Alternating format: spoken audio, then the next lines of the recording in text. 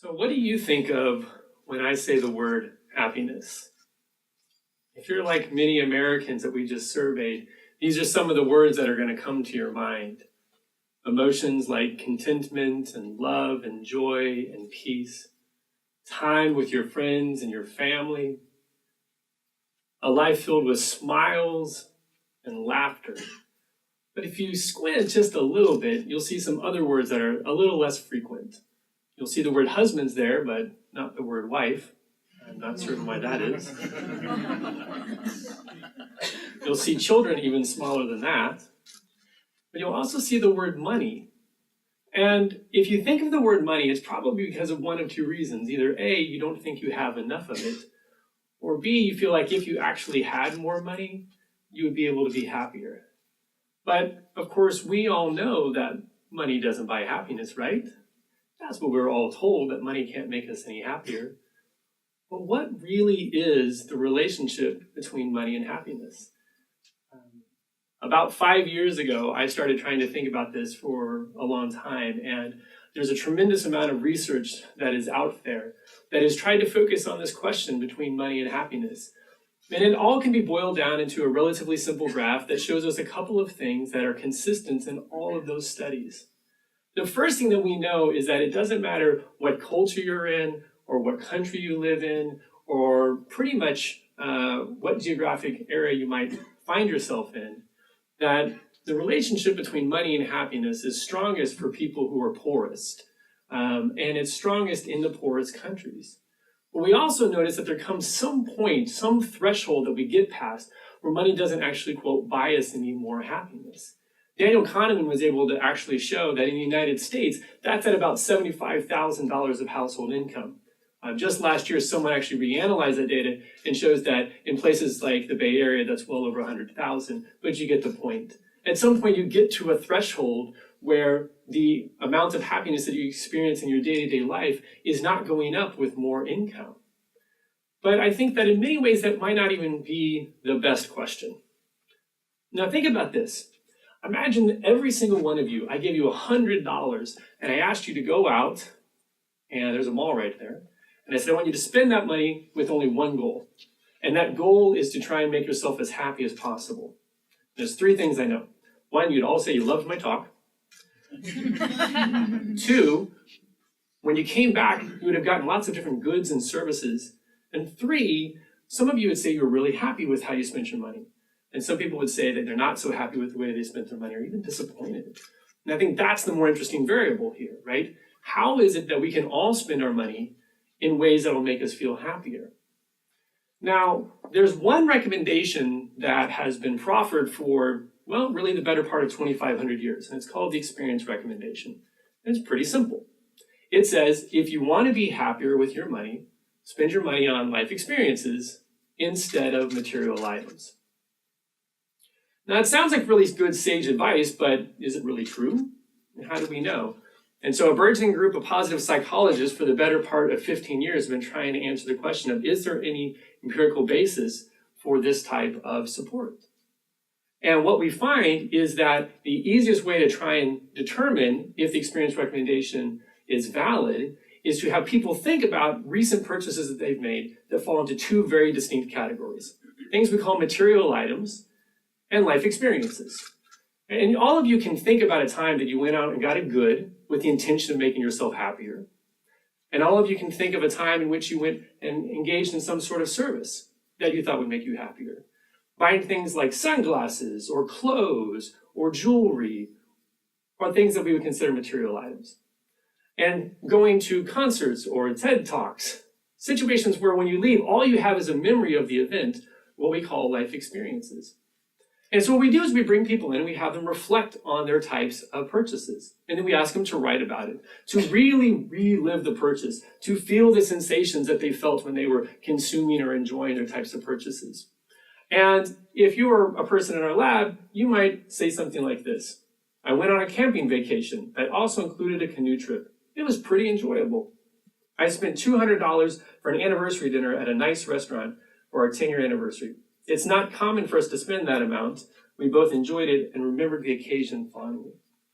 If you're thinking about your material items, you might have said something like this, two common statements we see. We recently bought a pair of wingtip dress shoes. I love shoes. They really help me feel better about myself. I spent $150 on a designer handbag because I believed owning it would increase my happiness. I got a lot of compliments from it from my friends, and that made me feel happy.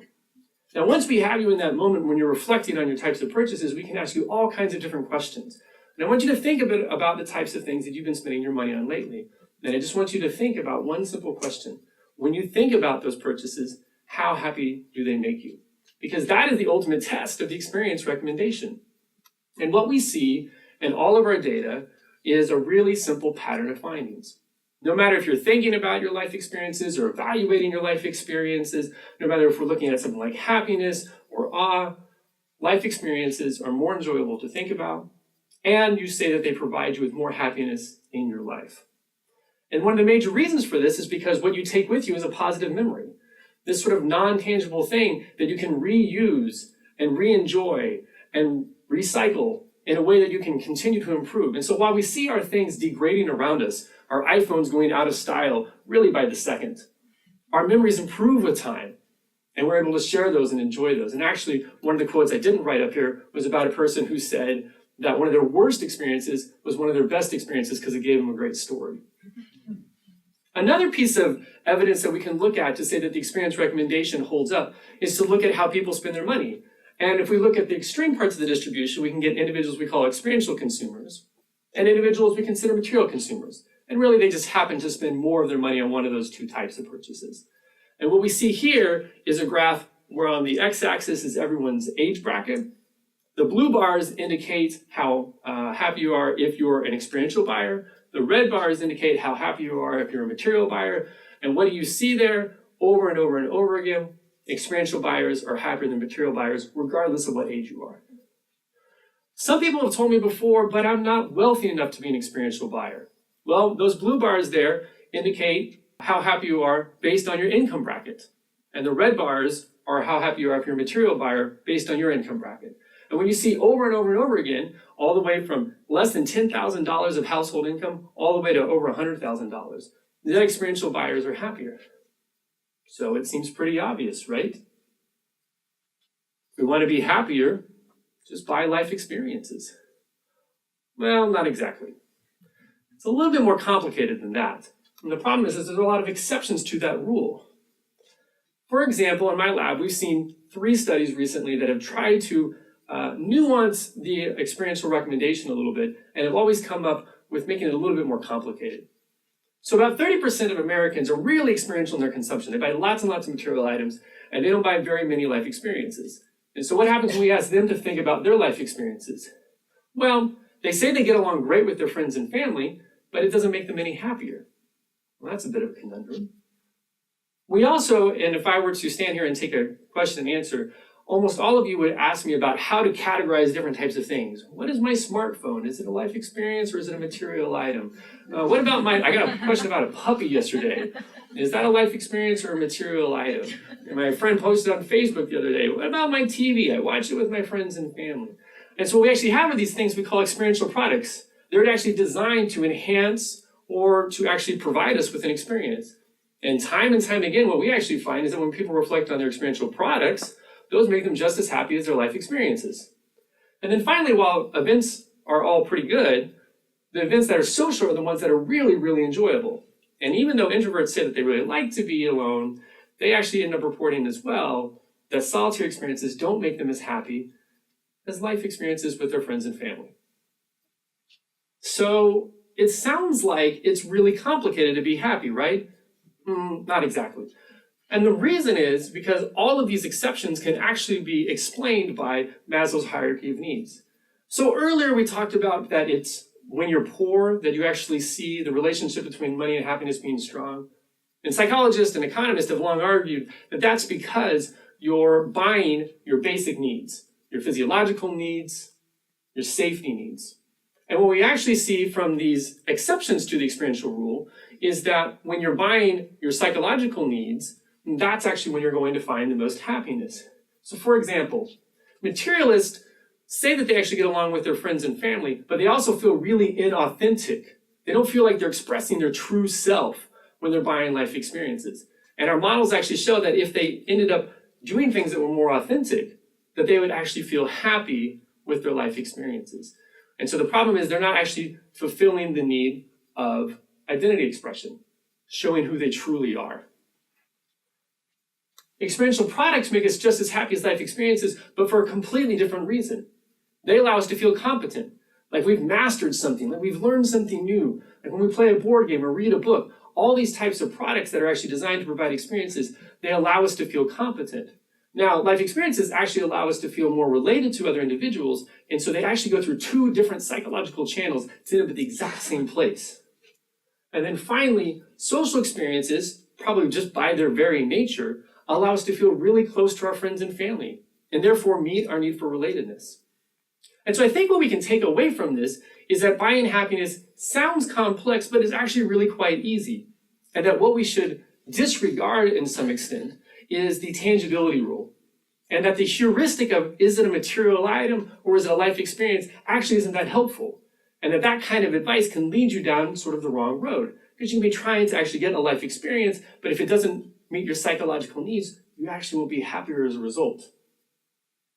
So what can we do with all of this information? Well, I think that instead of trying to spend your money to buy happiness and really thinking about how tangible something is, you can ask yourself 3 questions every single time you want to spend your money. And the more often the answer to these questions is yes, the happier you'll ultimately be. So what are the 3 questions? Well, first, will I feel genuine and authentic, right? I'm a baseball fan, so I like to go to baseball games. You may not be a baseball fan, and so you should probably go to services that are more authentic to who you are. Will I feel competent? Will I feel like I'm using my talents and skills to ultimately learn something new? And probably the single most important question you should always be asking yourself about happiness is, will I feel closer to my friends and family? And the questions that you have here in front of you actually are really good pieces of advice for any type of decision that you're going to make. That next career you're going to be thinking about, instead of only making the judgments based on how much income is going to pay you, think about the psychological needs that you're ultimately going to be satisfying. Because if you can actually ask yourself these questions, you can feel that you're actually going to be ensuring yourself psychological needs satisfaction. And as you experience more psychological needs satisfaction, you can be assured that you'll be happier tomorrow than you are today. Thank you.